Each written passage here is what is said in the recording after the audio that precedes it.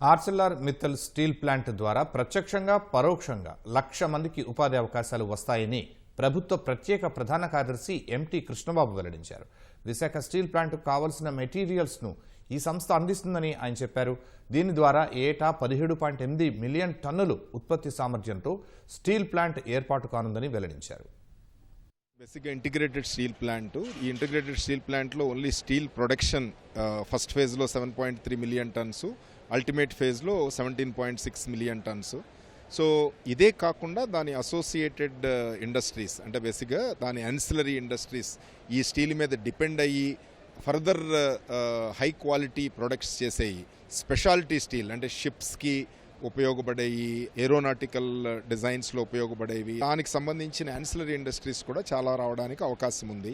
Steel plant కావాల్సిన material supply చేయడానికి కూడా యాన్సిలరీ ఇండస్ట్రీస్ వస్తాయి. డైరెక్ట్ ఎంప్లాయ్మెంటే ఆల్మోస్ట్ 50,000 వరకు ఉంటుంది.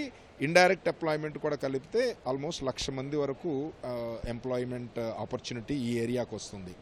గ్లోబల్గా సెకండ్ హైయెస్ట్ స్టీల్ ప్రొడ్యూసర్ అంటే చైనాలో కంపెనీస్తో కాకుండా ఎక్సెప్ట్ చైనా మిగతా ఎంటైర్ గ్లోబల్ చూస్తే కనుక ఇది టాప్ ఇండస్ట్రీ. సో డెఫినెట్లీ ఇదొక మార్క్.